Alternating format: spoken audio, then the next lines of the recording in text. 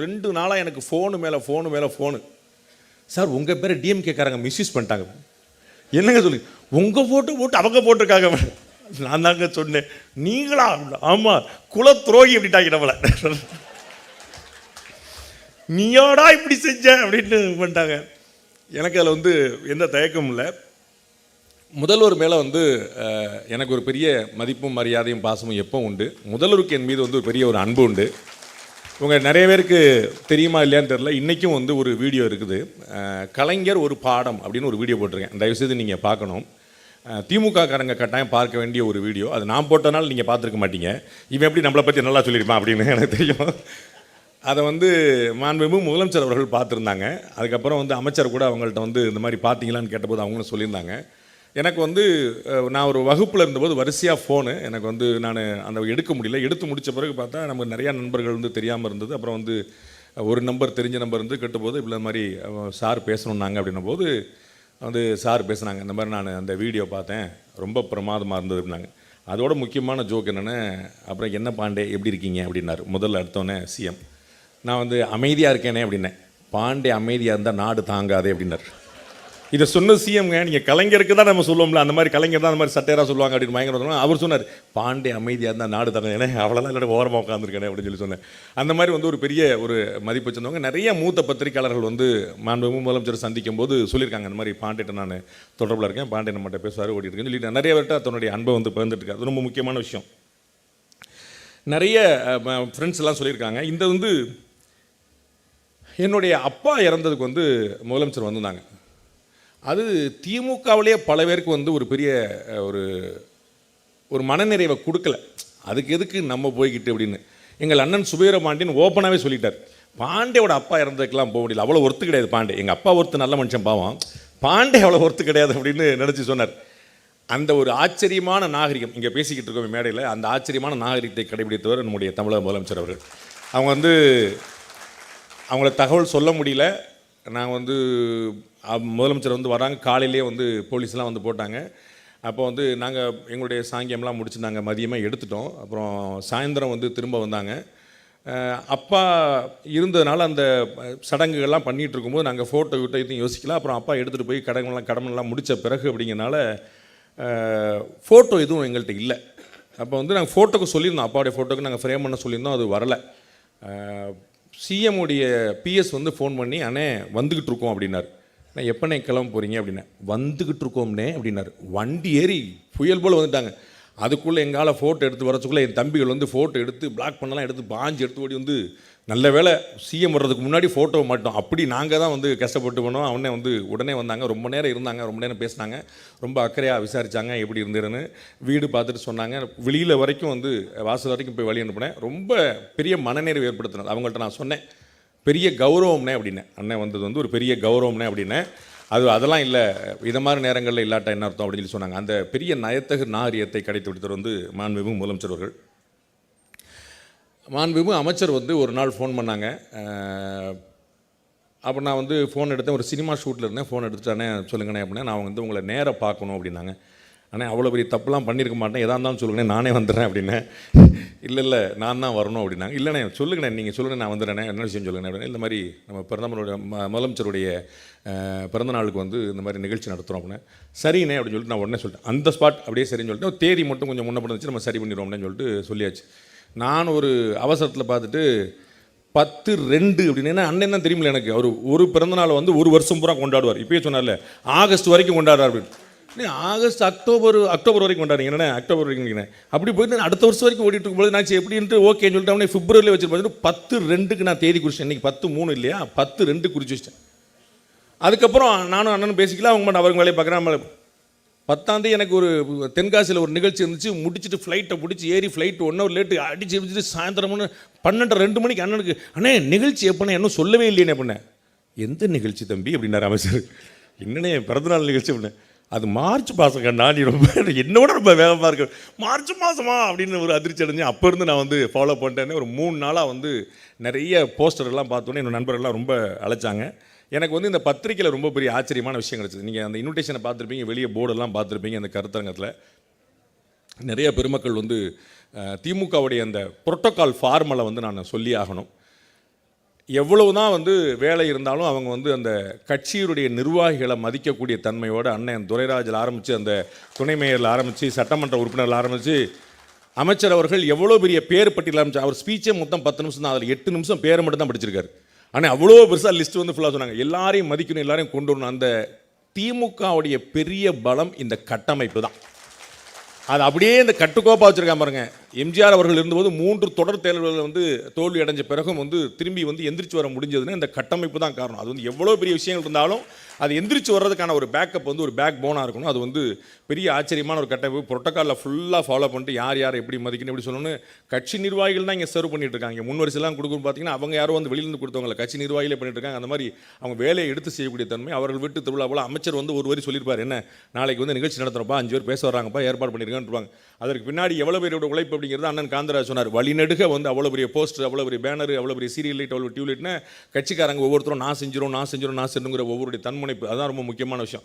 So இவ்வளோ வைப்ரண்ட்டாக ஒரு பார்ட்டியை வந்து வச்சிருக்கிறது ரொம்ப முக்கியமான விஷயம். நான் வந்து பல கட்சி கூட்டங்களில் பேசியிருக்கேன். ஆக்சுவலாக வந்து நான் நடுநிலை பத்திரிகையாளன்னு சொல்லிகிட்டே இருப்பேன், யாரும் நம்ப மாட்டாங்க. உடனே தெரியும்ப்பா எங்களுக்கு எப்படிமாங்க, எப்படிப்பா கண்டுபிடிச்சேன் தம்பி இந்த பார்த்து சார் யாரும் எங்களுக்கு தெரியும் எப்படிமாங்க. நான் எவ்வளோ சொல்ல நடுநிலைன்னு. நான் நடுநிலைங்கிறது வந்து நம்பாமல் இருக்கிறது வந்து ஆக்சுவலாக வந்து இன்னைக்கு அப்புறம் நம்பியிருப்பாங்க. திமுக மேடையிலே போய் பாண்டே பேசிட்டு வந்துட்டேன், அப்போ கரெக்டு தான் போல தெரியுது அப்படின்னு. ஏற்கனவே வந்து இதே போல் அண்ணன் திருமாவளவனுடைய பிறந்தநாள் நிகழ்ச்சிக்கு ராத்திரி 7 மணிக்கு போனேன், ராத்திரி 2 மணி வரைக்கும் அங்கே இருந்தேன். அங்கேயும் வந்து அந்த மாதிரி வந்து அண்ணன் கூட இருந்திருக்கேன். ஸோ வந்து பிறந்தநாள் வாழ்த்து சொல்கிறது அப்படிங்கிறது வந்து ஒரு மரியாதை, ஒரு மரபு, அது ஒரு பெருமை. அதில் எனக்கு எந்த சந்தேகமும் இல்லை. எவ்வளோ வியப்பு வந்தாலும் எவ்வளோ எதிர்ப்பு வந்தாலும் மாண்புமிகு முதலமைச்சர் இன்னும் 100 ஆண்டு வாழணும்னு நான் சொல்லிக்கிட்டே இருப்பேன். எனக்கு எந்த குழப்பமும் இல்லை. அவருடைய தகப்பனாரை விட 1 வருஷமாவது கூட கட்டாயமாக இருந்தே ஆகணும். அதில் எந்த குழப்பமும் இல்லை. நிறைய நல்லதுகள் வந்து அவங்க தொடர்ந்து செய்யணும். அது வந்து நிறைய மக்களுக்கான விஷயங்களை செஞ்சுட்டே இருக்கணும். அவருக்கு பிறந்தநாள் வாழ்த்தையினுடைய அடிமனசுலேருந்து நான் சொல்வேன், எந்த குழப்பமும் இல்லாமல். இந்த பத்திரிகையோட தலைப்பை பார்க்கும்போது எனக்கு ஒரு பெரிய வியப்பு ஏற்படுத்துச்சு. மாற்றாரும் போற்றும் மகத்துவ ஆட்சி அப்படின்னா. நான் மாற்றாரு ஓகே, நீங்கள் வந்து சேர்த்துக்கிட மாட்டீங்க, எனக்கு ஒன்றும் பிரச்சனை இல்லை, அதை நான் ஒத்துக்கிட்டேன். எங்கள் மாண்புமிகு அன்னைங்களை பூரா நீங்கள் எப்படி மாற்றாருன்னு சொல்லுவீங்கன்னு எனக்கு டவுட் இருந்துச்சு. அண்ணன் காந்தராஜை பார்த்தா உங்களுக்கு மாற்றார் மாதிரியா தெரிஞ்சது, நம்ம வீட்டார் மாதிரி தெரியல. நம்ம அண்ணன் நம்ம ரத்தம் பாவணும் எப்படி உங்களுக்குலாம் ஒரு போட்டு கூட குறையாமல். அண்ணன்லாம் யூடியூப்பில் வீடியோ போட்டாருன்னா நீங்கள் வந்து ஹெட்ஃபோன் போட்டு தான் கேட்கணும். பப்ளிக்கில் கேட்டிங்கன்னா பக்கத்தில் சண்டைக்கு வந்துடுவாங்க, அடித்து துவம்சம் பண்ணி தொலைச்சி எடுத்து அண்ட் எல்லோரும் தலையில் கட்டி தொங்க விட்டுருவார். அவ்வளோ வந்து பயங்கர ஆச்சரியமாக இருக்கும். கல்கி பிரியனும் அதே மாதிரி தான். எதுக்கு அவர் மாற்றார்னு அவருடைய கம்யூனிட்டி அதுதான் தெரியல, எனக்கு யோசிக்கல. ஹிந்து ராம் வந்து எப்படி மாற்றார் ஆவார்னு எனக்கு ஒன்றும் தெரியல. அவர் வந்து மவுண்ட் ரோடு மகாவிஷ்ணு ஒரு காலத்தில் சொல்லப்பட்ட ஒரு கலைஞரால். ஆனால் வந்து அவங்க எவ்வளோ தூரம் இணக்கமாக இருக்கிறாங்க. அண்டு சென்ட்ரல் கவர்மெண்ட்டை எதிர்க்கிறதுல உங்களுக்கு சளைக்காமல் ஒரு தனி மனிதனாக போராடிட்டு இருக்காரு. அடித்து போட்டு வச்சுட்டு அவர் வந்து எழுதுன்னு அசரவே மாட்டார். எங்கள் அண்ணன் நக்கீரன் கோபால் கேட்க வேண்டாம், அவர் எப்படி மாற்றார்னு போகிறதுக்கு மனசு வந்துச்சு எனக்கு தெரியவில்லை. எப்படி நீங்கள் சொல்லுங்கள், ஒருவேளை நீங்கள் தானே அதை வந்து பதில் சொல்லணும் எப்படி எப்படி இருக்காங்களா. ஒருவேளை கலைஞர் கூட ரொம்ப நெருக்கமாக இருந்துட்டார் அப்படிங்கிறதால ஏதாவது வந்துச்சான்னு தெரியல. அது வந்து தலைவருடைய பற்றி ரொம்ப நாள் கேப் ஆகி போச்சு அப்படின்னு நினைக்கிறேன். ஸோ இந்த பெருமக்கள்லாம் வந்து அதில் வந்து ரொம்ப இன்ட்ரெஸ்டிங்கான விஷயம், நிறைய ஆச்சரியமான விஷயம். காந்தராஜ் அண்ணன் வந்து தீக்கான்னு கூட சொல்லலாம், அது வந்து திமுக கூட சொல்ல முடியாது, அந்தளவுக்கு பயங்கரமாக இருப்பார். இந்த நாட்டில் வந்து கருத்து சுதந்திரம் யாருக்கு முழுசாக இருக்குன்னா எங்கள் அண்ணன் காந்தராஜுக்கு மட்டும்தான் இருக்குது. அவர் வந்து பேசுவார், நிறைய கேஸ் போட்டெலாம் பார்க்குறாங்க, கம்ப்ளைண்ட்லாம் கொடுத்து பார்க்குறாங்க. அதான் கிடையாது, அவர் மேலாம் தொடமாட்டோம் அப்படின்னு. என்னென்ன அண்ணன் நம்ம ஆளுங்க அப்படின்னு. அவருக்கு வந்து அவ்வளோ பெரிய உரிமை. அடித்து துவம்சம் பண்ணி நான் கூட யோசிப்பேன், கொஞ்சமாக ஏதாவது யோசிப்பாருன்னு. அடிச்சு அது பெரிய அந்த பாரம்பரியம் அப்படி. அது வந்து அமைச்சர் சொன்ன மாதிரி அவர் மூத்த தலைவர் பெருந்தலைவருடைய சகோதரர், அவருடைய சகோதரங்களுக்காகவே பயங்கரமாக அடி வாங்கியிருக்காரு. அவர் தான் இப்போ சொன்னார் பார்த்தீங்களா, நான் ஒன்றும் இல்லை, நான் மாட்டு படிப்பு உண்டு, நான் ஒன்று போயிட்டு இருக்கேன் அப்படின்னு சொன்னால் கூட இல்லை நீ அவருடைய சகோதரர் தான் அப்போ அந்த திராவிட இயக்கத்தில் இருக்கும் அப்படிங்கிற மாதிரி வந்து அந்த கணக்கில் வந்து பயங்கரமாக அடி வாங்கி பெரிய விமர்சனங்கள் பண்ணவர். அவர் வந்து யூடியூப்பில் பேசினாருன்னு லட்சக்கணக்கில் வியூ போகுது, லட்சக்கணக்கில். நான் தொண்டை தண்ணி வைத்து பேசிக்கிட்டு இருக்கேன், கேட்க மாட்டேன்றாங்க. ஏன்னா அண்ணன் வந்து அவ்வளோ இன்ட்ரெஸ்டிங்காக பேசுவார். அடிச்சா வந்து சாமானிய நடையில் காமன் மேனுக்கு என்ன அப்படி சொன்னேன். நான் வந்து இறங்கி நடந்து வரும்போது பேசிகிட்டு இருந்தோம், அது மாதிரி படி ஏறுறது கொஞ்சம் சிரமமாக இருக்கிறார். ஏன்னா உங்கள் வயசில் அவன் இருப்பானானே தெரியல, நீங்கள் இந்த வயசில் வந்து இந்த போட்டுட்ருக்கீங்க அப்படின்னா அந்த வில் பவர் வந்து கலைஞர் அவர்களுக்கு இருந்துச்சு இல்லையா, அந்த வில் பவர் தான் அவர் வந்து பெருசாக நடத்திக்கிட்டே இருக்குது. வந்து கொஞ்சம் கூட அசராமல் தைரியமாக மனசில் பட்டதை அப்படியே வந்து கொண்டு போயிட்டே இருக்கிறாரு. ரொம்ப பியூட்டிஃபுல்லான விஷயம்.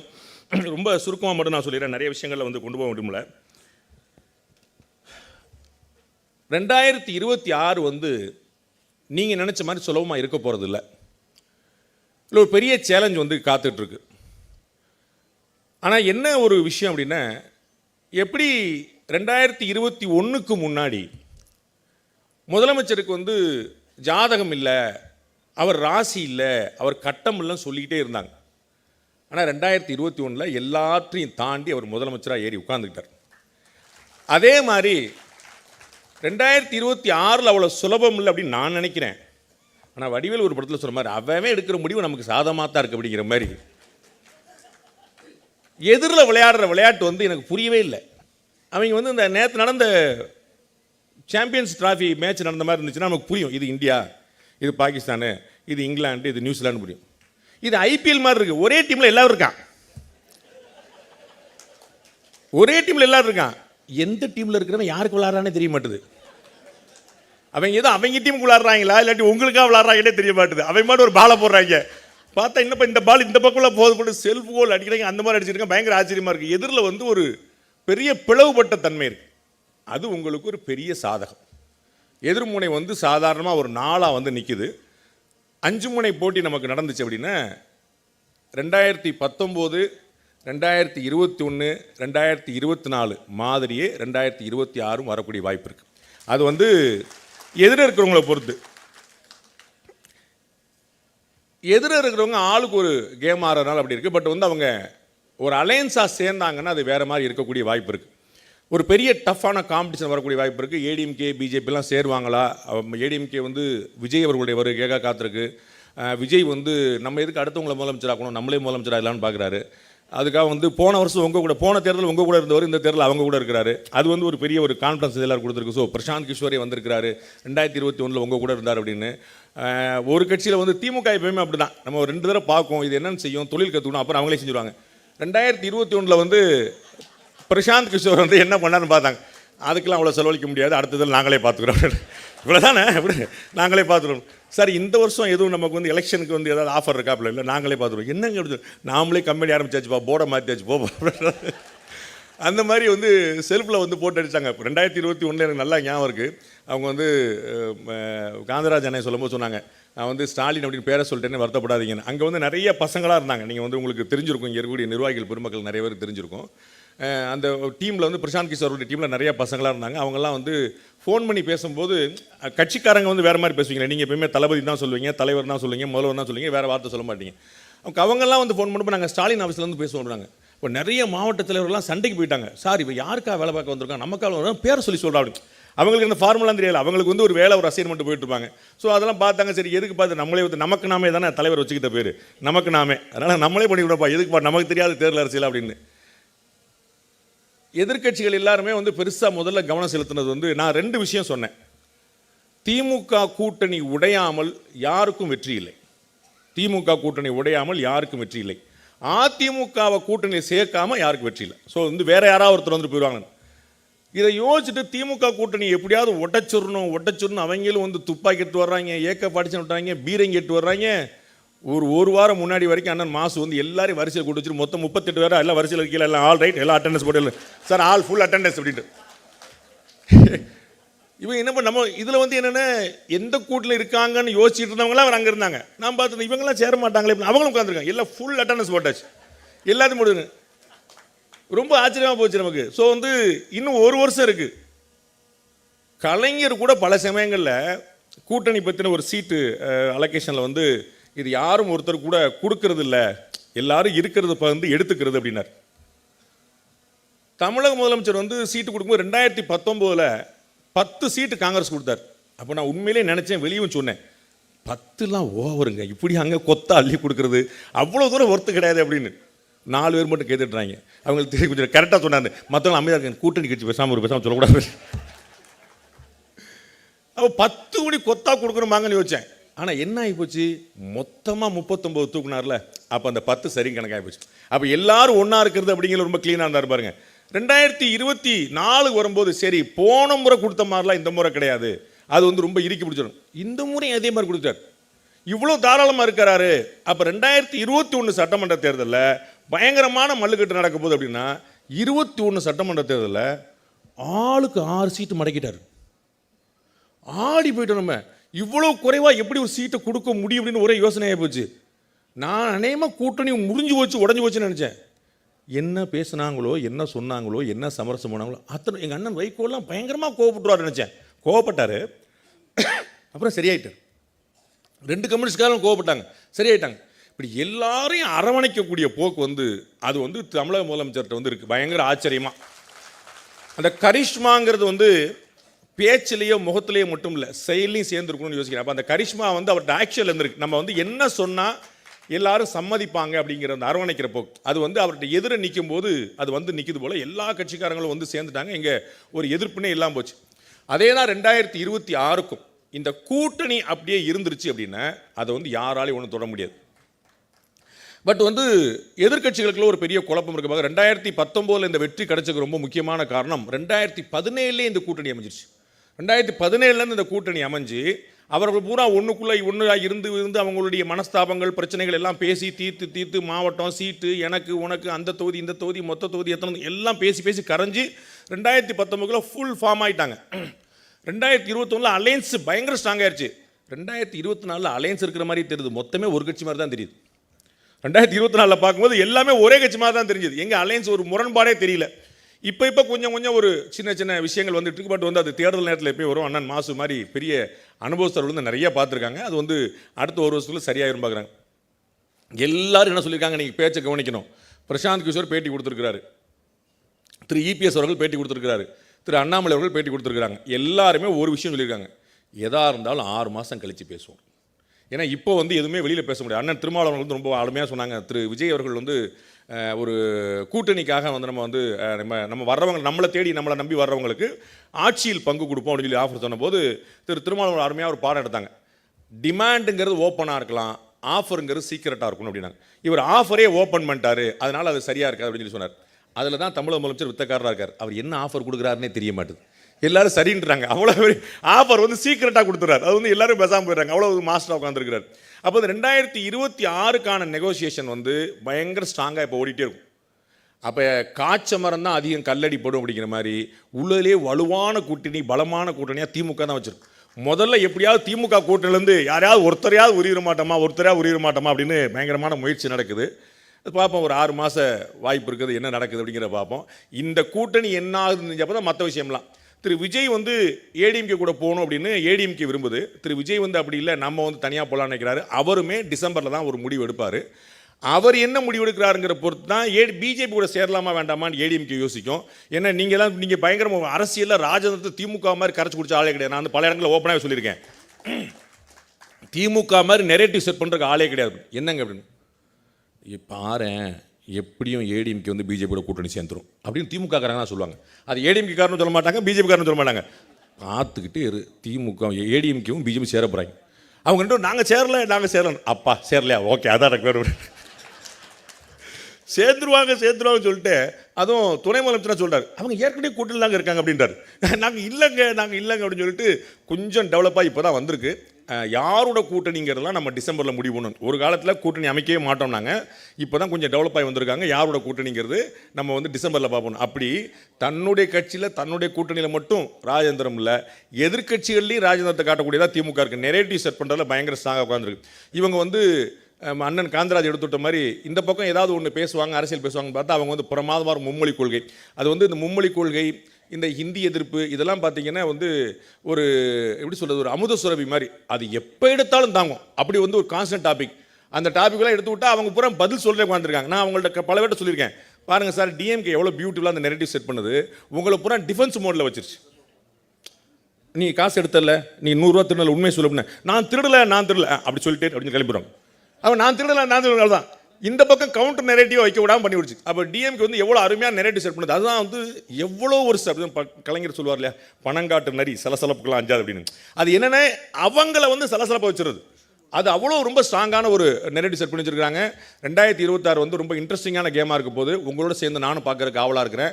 இந்த டாப்பிக்கில் இந்த ஆட்சியை பற்றின ஒரு சிறப்பான விஷயங்கள்லாம் நிறைய எங்கள் அண்ணங்கள் பேசுவாங்க. அண்ணன் பேசியிருக்கிறாரு. அண்ணன் கல்கி பிரியன் நிறைய டேட்டா சொன்னார். அண்ணன் காந்தராஜ் வந்து 6 அடித்தார். ஒருத்தர் ஒரு பாலில் 6 அடித்தா பரவாயில்ல, ஒவ்வொரு பாலில் 6 அடிச்சா அப்படி இருக்கும். அண்ணன் பிரமாதம் அடிச்சுட்டு போயிட்டாரு. அதுக்கப்புறம் கேட்கவன் அண்ணன் கோபால் இருக்கிறாரு. அது வந்து நெற்றிக்கன் திறப்பினும் குற்றம் கொண்டு அடிச்சு விழுத்துறாரு. அதனால தான் அவர் வந்து பல வருஷமே கூலிங் கிளாஸ் போட்டே இருப்பார். நெற்றிக்கனில் பார்த்தா எதிராக யாருக்கும் பிரச்சனை வந்துடக்கூடாது அப்படின்னு சொல்லிட்டு கூலிங் கிளாஸை போட்டு விட்டுருவார். ஹிந்துராம் கேட்க வேண்டியதே இல்லை. இந்த தமிழக பத்திரிகையில் வந்து ரொம்ப மூத்த அனுபவசாலி. மீண்டும் ஒரு முறை மாண்புமிகு தமிழக முதலமைச்சர் அவர்களுக்கு என்னுடைய இதயம் வாழ்ந்த, என்னுடைய சிரம் தாழ்ந்த பிறந்தநாள் வாழ்த்துக்களை தெரிவித்துக் கொள்கிறேன். இன்னும் ஒரு 100 ஆண்டு நிறைய நல்ல நல்ல உடல் ஆரோக்கியத்தோடு மாண்பு மூலம் சேர்க்கணுங்கிறதை என்னுடைய பிரார்த்தனை தெரிவித்துக் கொள்கிறேன். நன்றி, வணக்கம்.